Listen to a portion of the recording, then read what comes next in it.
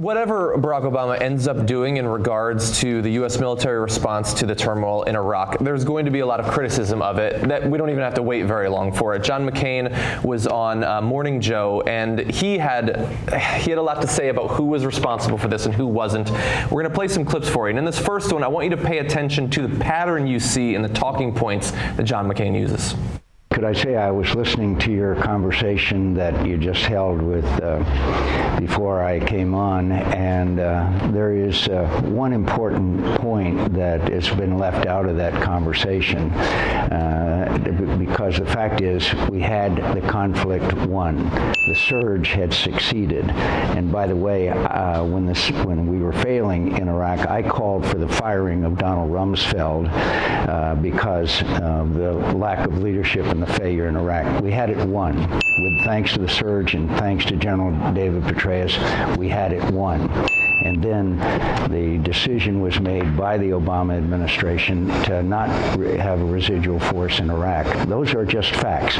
We had it won, and I predicted in 2011 when we left that there would be failure and a colossal failure. So all of those worst fears that Lindsey Graham and I and Joe Lieberman had have come true, and it didn't have to happen because we had the conflict won. So according to John McCain, I'm sure that if I were to check U.S. military death statistics per month, we had 3 or 4 years of just stability and prosperity where there was no violence whatsoever. They had it won. So, yeah, my main question as I was listening to that jackass is, what did you win? What did you win? What did we win? We won what? Democracy in Iraq? We won beating al-Qaeda in Iraq that didn't exist in Iraq? What did we win? Mission accomplished. We had a stable government that had no hostility, but number one, there was hostilities throughout. There was, before all this happened, there was car bombing after car bombing from day one while we were there, after we left, to today. There was 800 people killed last month in Iraq. And so did he think we solved the Shia-Sunni problems in Iraq, let alone in the Middle East? You idiot. What did we win? What did we win? Oh, we kicked their ass for a little while, and then we went from a massacre after massacre to slightly less violence. Victory for war, yay! And the only way to continue on that streak was to leave Americans there for the foreseeable future. Which is exactly what he wants, because he's a puppet. Whether he knows it or not, he's a puppet for the military-industrial complex. No one wants more war, more spending on war than John McCain does. So anytime there's an opportunity, yes, let's arm the Syrian rebels. Oops, they just took over Iraq. Let's arm the Iraqi government to fight the Syrian rebels that I argued earlier that we should arm. Arm everybody. Oh, look at that. My political benefactors, my donors, and the defense contractors got super rich arming everybody. What a wild coincidence. That's his real motive. Do you think we know George Bush never did the second one. Do you think John McCain really instinctively knows the difference between who's fighting where? No, I know the specific answer to that, because they once had a press conference in the Middle East when he was talking about Shia and Sunni, and he mixed them up in an embarrassing fashion so badly that in the middle of the press conference, Joe Lieberman went and whispered in his ear, "Hey, John, you got it wrong." And then he said, "Oh, yeah, no, I meant the other, right?" I think he might have been talking about the Iranian government.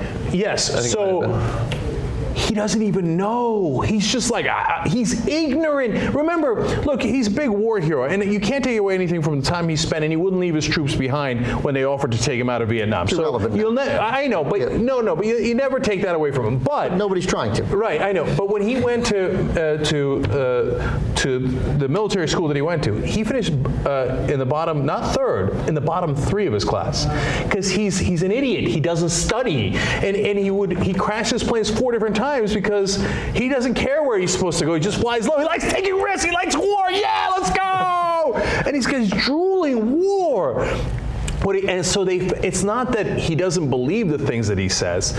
It's that the defense contractors are there's a country of 300 million people. They're going to find the sock puppet who loves war naturally anyway, and they're going to fund the hell out of him, and they've been funding McCain all this time. But herein lies, this is my problem, and I think you're totally right. Ditto everything that you said. Copy and paste that, Cenk. But I think beyond that point, what annoys me the most about John McCain, for somebody who, yes, he is a war hero, he knows what it is to be in harm's way, and for him to sit there knowing what he knows, knowing what his family went through, to say, I'm going to subject other American boys and girls to the same type of treatment, blows my mind. And it's just the same broken record. Anytime we can go to war with anybody, if Djibouti steps on somebody's foot, he's like, oh, we need to go, we need to arm the rebels in Djibouti. It's just a great ideal, arm, arm, arm. And it does not solve the problem. And, you know, I'm happy we never elected him as president, because we're in 8,000 wars right now, literally. You know, but you know what? Look, now I'm going to psychoanalyze too much. But he wants to go back and re-win Vietnam. Like, that's his thing. For all this time, he's thought we had it. We were on the cusp, on the precipice, and the politicians didn't have the political will. We won. No, so he's been doing that with Afghanistan, with Iraq. He wants to do it in Syria. He wanted to do it in Libya. He wants to do it in everywhere. So you know, at Chile. You know when you say when you have a hammer, every problem seems like a nail, or something along those lines. For him, every problem looks like Vietnam, and he can't wait to go back and hammer it. Normally, when John McCain goes on a mainstream, cable news show like he did and says what he says, completely not even misunderstanding the political history and context, but misstating it on purpose to deceive you about who is actually responsible for the mess we have in Iraq right now. Normally, it would go unchallenged, but at least in this case, Mika Brzezinski did actually question him. You'll see that in this clip. Our failure to help the resistance in Iraq, our failure to give these people the help they needed when we could have gotten rid of Bashar Assad, those chickens are coming home to roost as well. Senator So McCain? what does it mean to the American people?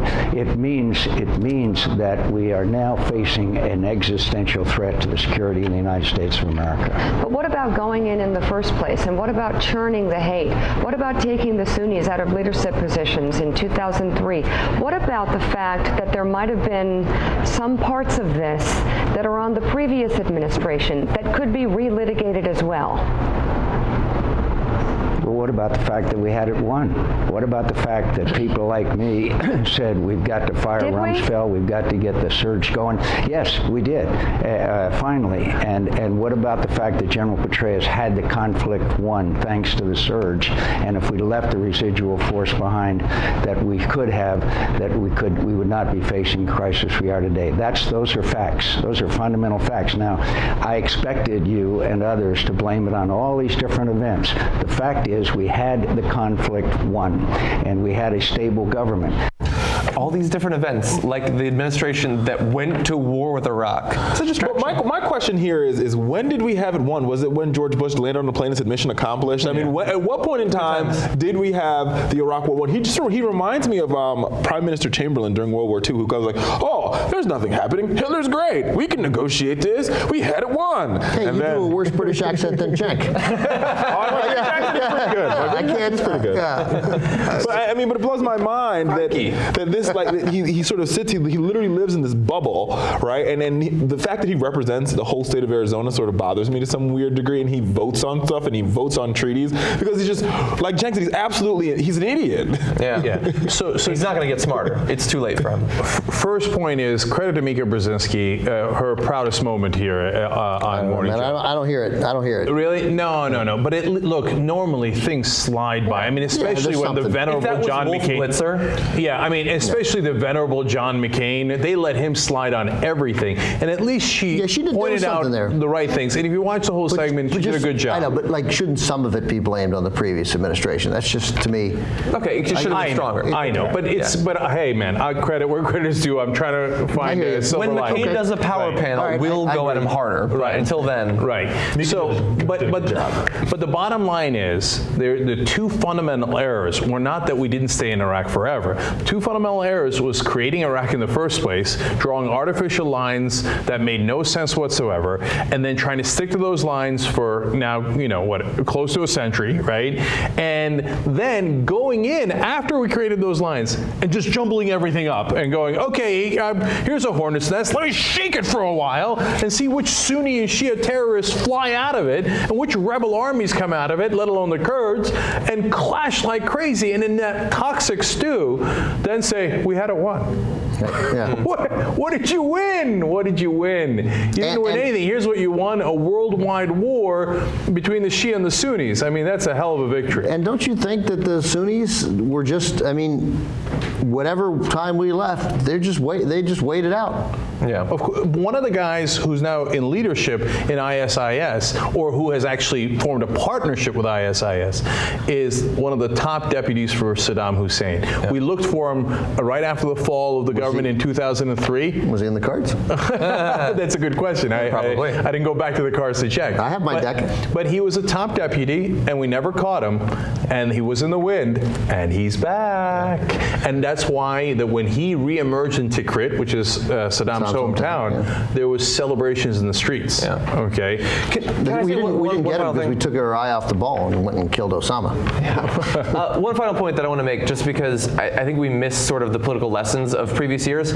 When the American people gradually became more and more disillusioned with the war in Iraq and started voting for politicians who said they would get us out of the war in Iraq and pull our troops out, they didn't say, we want you to pull the troops out, assuming there will be no negative consequences ever for the rest of time. They said, we're sick of it, we're done with it, we want you to pull out.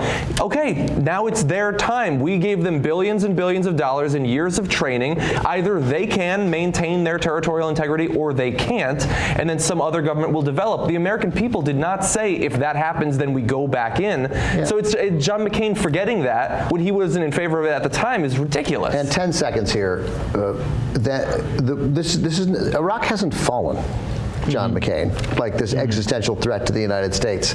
Like, yeah, they're back in it, and it's a problem, but there are a zillion opportunities on how to proceed, and and it's a Shia majority country. They're not going to overthrow the country and rule it again. My final 10 seconds is that, I mean, listen to what John said. If you ask the American people, look, disastrous war between the Shia and the Sunnis is a terrible, terrible idea. But if you ask the American people, either the Sunni Muslims and the Shia Muslims are going to kill each other in a bloodbath, or they're going to kill each other in a bloodbath with us in the middle. Right. Which one are they going to vote for? Americans, like you had us at Shia and Sunni bloodbath. Yeah. We're in. We'll have a poll on tytnetwork.com. I mean, I think at the end of the day, and I think what bothers me the most is that right here in America, you have kids who are starving, you have folks who want to go to college that can't afford it, and we know all the problems that we have right here at home, and I'd rather see all that money that we've dumped into Iraq come right back and come right and rebuild America. And I think that, for me, is that's where it ends, starts and ends, right? Yeah. Like another foreign conflict, more money leaving our country that could be spent right here fixing America.